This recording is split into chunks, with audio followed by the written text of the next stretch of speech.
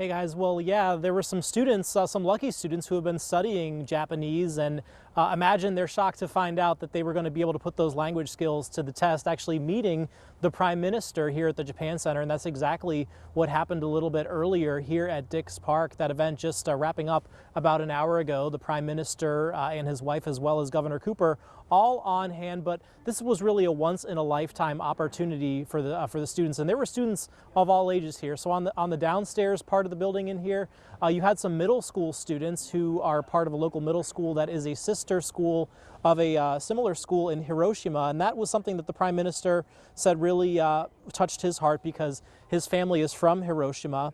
And he said that it was amazing to kind of hear about their experiences. Obviously, they're still in 7th grade, so they had to learn kind of basic level Japanese, not exactly fluent for their visit there, but upstairs you had some NC State students and even some adult students who have really been honing their language skills. They actually got to introduce themselves. They told me they were really nervous. Obviously, they were practicing beforehand, trying to make sure they had both the language right and the proper formality. And they did actually get to speak with the Prime Minister and his wife for a few moments, but they say this was really a full circle moment for them, having studied this in school, and it was just kind of a sign that they're just on the right track in life. Of the other NC State students, or both other NC State students who were here with me, they studied abroad in Japan with me, or in the same city at least. So I know for all of us, this is like 1 in a million. This is starstruck moment. We're all just kind of like riding off. It feels kind of unreal still.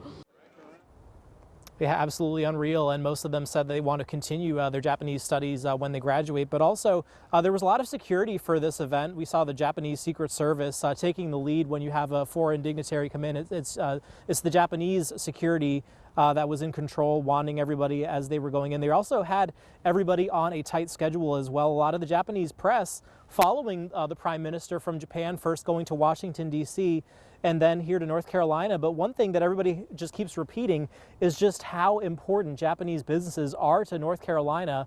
So historic that the Prime Minister chose here for his visit. As a matter of fact, I was chatting with one of the Secret Service guards from Japan outside here. He said, you know, it's a tough job having to fly across the world, be away from his wife and kids, but he says he thought North Carolina was absolutely beautiful. All the stops that they made today, both in Greensboro and Durham, and then here, he says he wants to come back and visit when he has a little bit of free time. But that just goes to show you not just the economy side of things, but just those one-on-one social interactions that really keep that North Carolina-Japan relationship alive. And of course, we'll have much more on this historic visit coming up tonight at 11. For now, we're live at Dix Park. Tom George, ABC 11 Eyewitness News.